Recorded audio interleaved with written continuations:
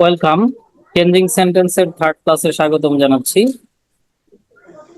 আজকে আমরা রাজশাহী বোর্ড 2024-এর যে চেঞ্জিং সেন্টেন্সের প্রশ্নটি আছে এটি সমাধান করব। প্রথমে এক নজরে চলো আমরা প্রশ্নটা দেখে নিই। Water is one of the most useful elements in nature. Positive করতে হবে। ইট is a very important asset. Exclamatory করতে হবে। We can not pass a single day without water. Interrogative করতে হবে। Its main source is the rain that creates streams, lakes and rivers. Compound করতে হবে। We have rain during the monsoon. Complex করতে হবে। Heavy rainfall often causes flood. Passive করতে হবে। Crops are damaged. Active করতে হবে। Our winter is dry and rainless. Negative করতে হবে। Does rainless winter bring good harvest? Assertive করতে হবে। We can grow more crops if we can make the best use of rain. Simple করতে হবে। এই হচ্ছে আজকের রাজশাহী বোর্ড 2024-এর যে প্রশ্ন হয়েছিল তার 10টি প্রশ্ন। আমরা এখন একটা একটা করে সমাধান করব। প্রথমেই দেখো, water is one of the most useful elements in nature. কি করতে হবে? পজিটিভ করতে হবে। পজিটিভ করতে হবে। পজিটিভ করার জন্য আগে আমরা এই বাক্য থেকে চিহ্নটা খুঁজে বের করব। প্রথমে চিহ্ন কি আছে দেখো, one of. One of the. One of the যুক্ত বাক্যকে পজিটিভ আমরা এর আগের বোর্ডেও করেছি না? তাহলে ওয়ান অফ দ্য থাকলে কি দিয়ে শুরু হয়? মনে আছে রোজটা? ওয়ান অফ দ্য যুক্ত সুপারলেটিভ ডিগ্রিকে পজিটিভ করতে প্রথমে কি বসে? Very few. ভেরি ফিউ বসে প্লাস শেষ সাবজেক্ট। শেষ সাবজেক্ট এখানে কি আছে? Elements in nature. তারপরে ভার্ব প্লুরাল করতে হবে। ইসটা কি হয়ে যাবে? আর হয়ে যাবে। তারপরে পজিটিভ ফর্মের আগে অ্যাজ দিতে হয় বা সো দিলেও হবে। পজিটিভ ফর্মটা দিতে হবে। এখানে যে মোস্ট ইউজফুল এর পজিটিভ ফর্ম হচ্ছে ইউজফুল। তারপর আরেকটা অ্যাজ দিতে হবে আর প্রথম সাবজেক্টটা গিয়ে শেষে বসবে। তাহলে অ্যান্সারটা দেখো কি হয়। ভেরি ফিউ, শেষ সাবজেক্ট এলিমেন্টস ইন নেচার। তারপরে সিঙ্গুলার ভার্বটাকে আমরা প্লুরাল করে দিব, কারণ ভেরি ফিউ সবসময় প্লুরাল চিহ্ন এবং এরপরে যে সাবজেক্টটা থাকে সেটাও প্লুরালে হয়, এর জন্য ভার্বটাও আমাদের প্লুরাল করতে হয়। তারপরে পজিটিভের অ্যাজ, পজিটিভ ফর্ম দিতে হবে। মোস্ট ইউজফুল এর পজিটিভ হচ্ছে ইউজফুল। তারপর আরেকটা অ্যাজ দিতে হবে, তারপরে ওঠার। তাহলে very few elements in nature are as useful as other. বোঝা গেছে এটা? জি। তারপরে বি নাম্বারে আসো। It is a very important asset. Exclamatory করার নিয়মটা এর আগেও আমরা শিখছি। যদি ভার্বের পরে এ বা এন থাকে তাহলে হোয়াট দিয়ে শুরু করতে হয়। ভার্বের পরে এ বা এন থাকলে প্রথমে কি বসে? হোয়াট ওয়াট বসবে। তারপরে এ বা এনটা বসবে। ভেরি বা গ্রেট বাদ দিতে হবে। তারপরে অ্যাডজেক্টিভ বা নাউন যেটা আছে এটা বসবে। তারপরে সাবজেক্ট ভার্ব যদি এক্সটেনশন থাকে শেষে আশ্চর্যবোধক চিহ্ন। ইট is a very important asset. তাহলে ভেরি বাদ দিলে থাকে হচ্ছে ইম্পর্টেন্ট। ইম্পর্টেন্ট এর আইটা হচ্ছে ভাওয়েল। ভাওয়েলের আগে আবার এ বসে না, কি বসে? এন এন বসে। বসে। What an important asset it is. তারপরে আশ্চর্যবোধক চিহ্ন। What an important asset it is. Clear? জি। তারপরে সি নাম্বারটা দেখো। We can not pass a single day without water. Interrogative করতে হবে। আমরা এর আগের দুইটা বোর্ডে ইন্টারোগেটিভ সেন্টেন্স করেছিলাম প্রেজেন্ট ইনডিফিনিট টেন্সের। অর্থাৎ যদি বাক্যে অক্সিলারি ভার্ব না থাকে, অর্থাৎ ভার্ব ওয়ান থাকে বা ভার্ব ওয়ানের সাথে এসিএস থাকে বা ভার্ব টু থাকে, আজকে আমরা যেটা করব সেটা হচ্ছে অক্সিলারি ভার্ব যুক্ত বাক্যকে ইন্টারোগেটিভ করব। কিভাবে করব দেখো। প্রথমেই auxiliary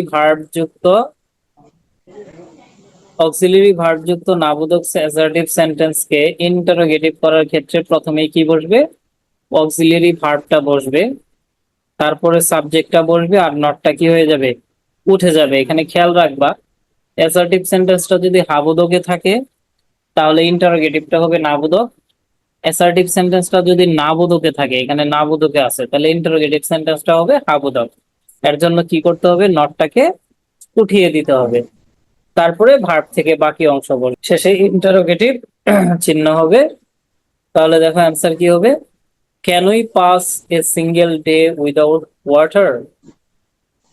can we pass a single day without water? What? ঠিক আছে। জি। হ্যালো, জি।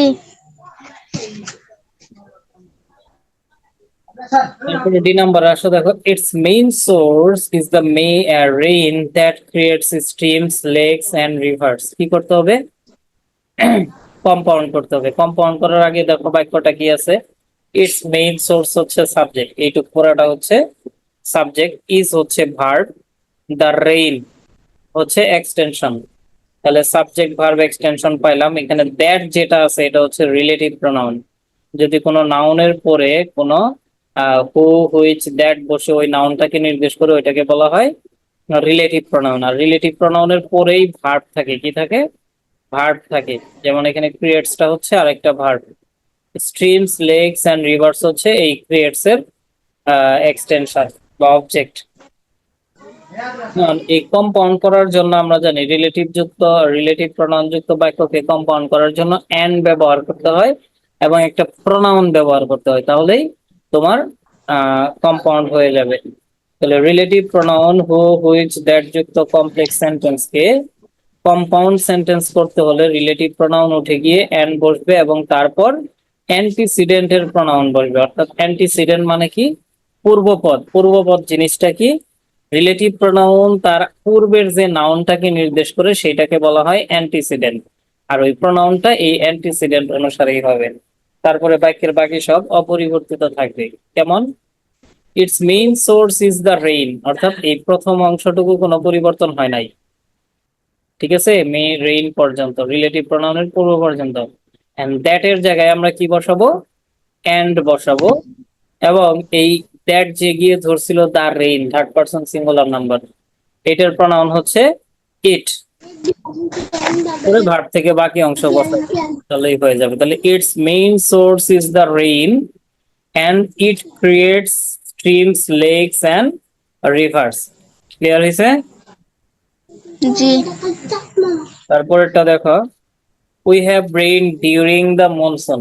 কমপ্লেক্স করতে হবে, আর এটা আছে হচ্ছে সিম্পল সেন্টেন্সে। We subject, have main verb, এখানে আর কোনো ভার্ব নাই, এটা হলো এক সাবজেক্ট এক ফাইনাইট ভার্বে হয় সিম্পল সেন্টেন্স। আর এই কমপ্লেক্স সেন্টেন্সটাকে এই সিম্পল সেন্টেন্সটাকে কমপ্লেক্স করার জন্য এখানে চিহ্নটা হচ্ছে ডিউরিং। দেখো, ডিউরিং বা ইন যুক্ত সিম্পল সেন্টেন্সকে কমপ্লেক্স সেন্টেন্স করতে প্রথমেই কি বসাইতে হয়, হোয়েন ইট ইজ অথবা হোয়েন ইট ওয়াজ বসাইতে হয়। তারপরে বাকি অংশ দিয়ে হ্যাঁ সাবজেক্ট ভার্ব এক্সটেনশন তারপরে দিতে হয়। এখানে মাঝখানে একটা কমা দিয়ে দিবা। তাহলে ডিউরিং এর অংশটাকে আমরা আগে নিয়ে আসবো, এই যে ডিউরিং দ্য মনসুনের অংশটাকে আমরা আগে নিয়ে আসবো। When it is the monsoon, এখানে ইজ কেন দিলাম, ওয়াজ কেন দিলাম না, কারণ এখানে হ্যাভ মানে বাক্যটা প্রেজেন্টের ছিল, এর জন্য ইজ ব্যবহার করলাম। তাহলে when it is the monsoon comma we have rain, এই প্রথম অংশটা শেষে চলে গেল।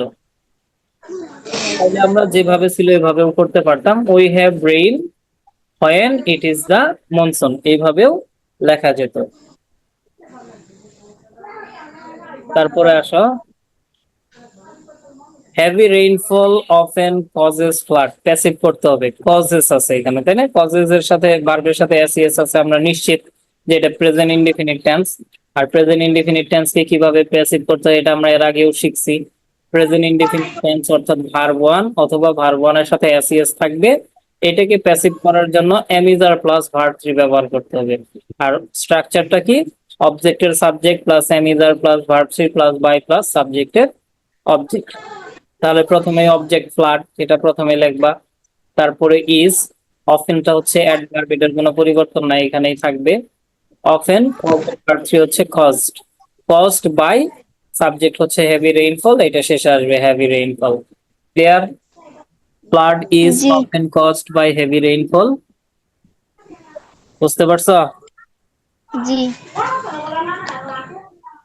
তারপরটা দেখো, ক্রপস আর ড্যামেজ। এই যে খেয়াল করো, আগের বাক্যে আমরা কি করছি, এই যে ইজ আছে, কজড আছে, এমিজার প্লাস ভার্ব থ্রি মানে প্যাসিভ, তাহলে এখানে এমিজার প্লাস ভার্ব থ্রি আছে, তাহলে এটাও তো প্যাসিভে আছে, তাই না? এটাকে করতে হবে অ্যাক্টিভ। এখন সাবজেক্ট আছে, এমিজার প্লাস ভার্ব থ্রি আছে, কিন্তু কোনো অবজেক্ট নাই। যদি অবজেক্ট না থাকে তাহলে কি করবা?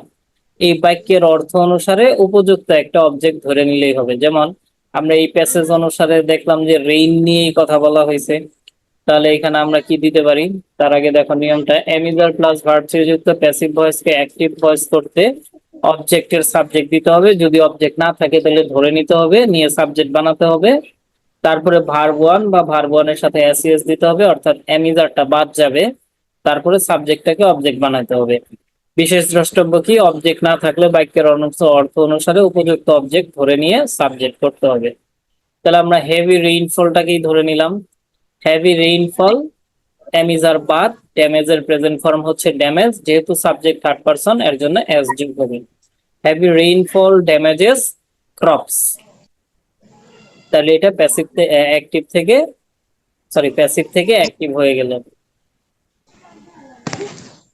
তারপরে দেখো, our winter is dry and rainless. আমরা এন্ড যুক্ত, এন্ড দ্বারা দুইটা শব্দ যুক্ত যে নেগেটিভ অ্যাফার্মেটিভ সেন্টেন্স আছে, এটাকে নেগেটিভ করা শিখছি এর আগেও, এই ওই নিয়মেই করব। এন্ড দ্বারা যুক্ত বাক্যকে নেগেটিভ করার জন্য প্রথম শব্দের আগে নট অনলি এবং এন্ড এর জায়গায় বাট অলসো করবে। তাহলে আমরা এন্ড এর এখানে বাট অলসো বসাবো, আর প্রথম শব্দটা হচ্ছে ড্রাই, ড্রাই এর আগে নট অনলি বসাবো। তাহলে অ্যান্সার কি হবে? Our winter is not only dry but also rainless. অথবা এটাকে আমরা এই যে ড্রাই এর বিপরীত এবং রেইনলেস এর বিপরীত করেও অ্যান্সারটা করতে পারি। কিরকম ভাবে? Our winter is not wet, dry হচ্ছে শুকনা, ওয়েট হচ্ছে ভেজা, এন্ড রেইনি, রেইনলেস মানে হচ্ছে বৃষ্টিহীন, রেইনি মানে বৃষ্টিময়।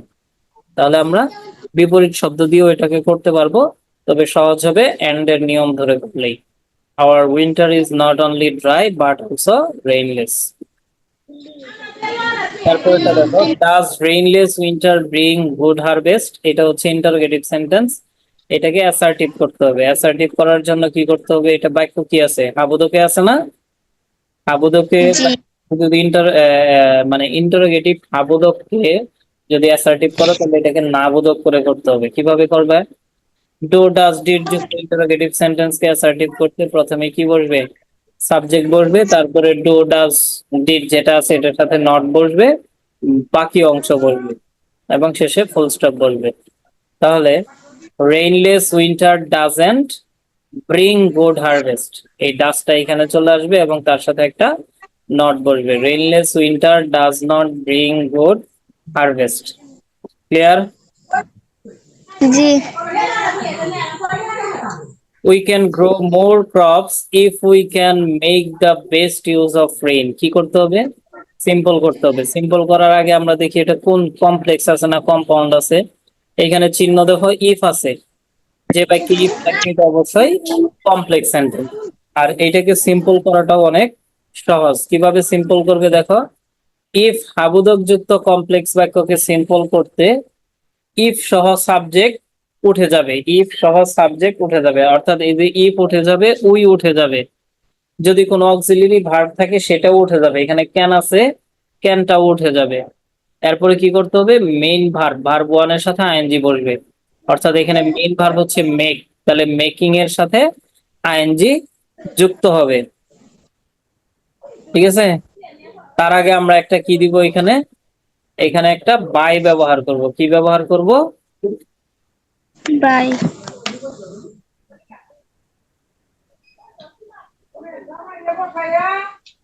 বাই প্লাস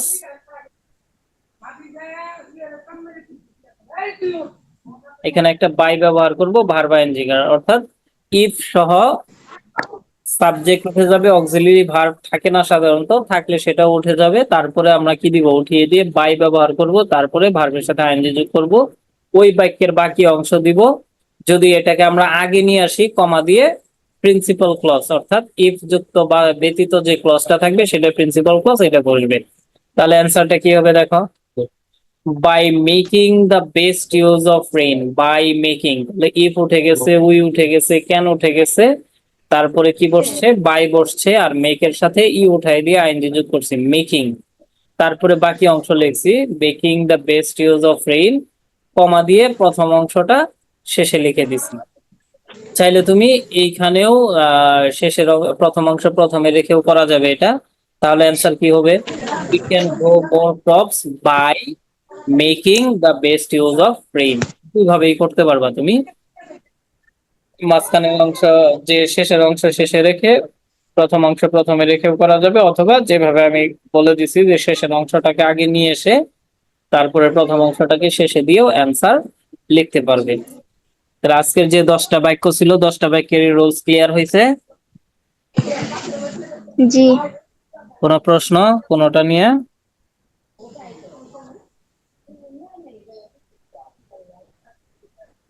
দশটার মধ্যে স্যার কোনো প্রশ্ন আছে?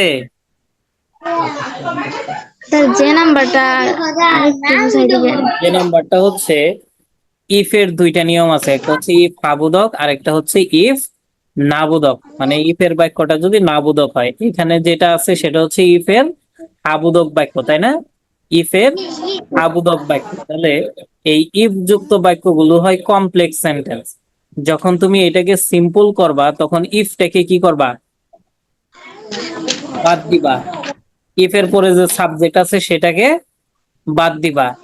এরপরে মেইন ভার্বের আগে যদি কোনো অক্সিলারি ভার্ব থাকে এটাও বাদ দিবা, এমনিতে থাকে না, এই বাক্যে আছে। তারপরে এটাকেও আমরা বাদ দিয়ে দিব। তাহলে মেইন ভার্ব পর্যন্ত, মেইন ভার্বের আগে যা আছে সব বাদ দিয়ে দিবা, ইফ বাদ, উই বাদ, ক্যান বাদ, এটুকু বুঝছো?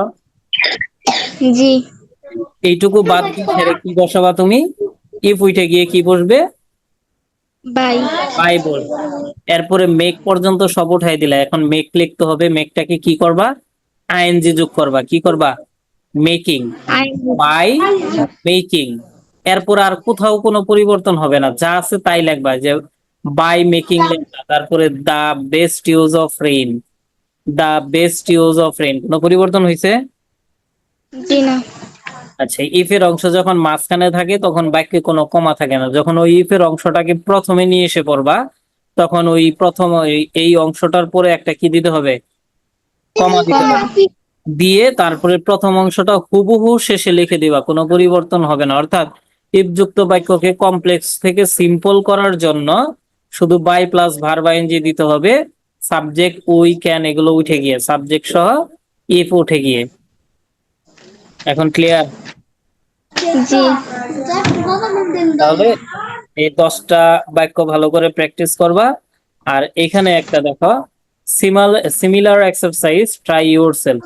যে 10টা বাক্য আমি তোমাদেরকে করাইলাম রাজশাহী বোর্ডের 2024-এর যে প্রশ্ন, এই প্রশ্ন অনুসারে কিছু কিছু জায়গায় চেঞ্জ করে হুবহু ওই জিনিসগুলাই, অর্থাৎ পজিটিভ করছি, এক্সক্লামেটরি, ইন্টারোগেটিভ, ওই স্ট্রাকচারেই কিছু শব্দ পরিবর্তন করে আমি 10টা সিমিলার এক্সারসাইজ করে দিছি এখানে। কথা বুঝছো?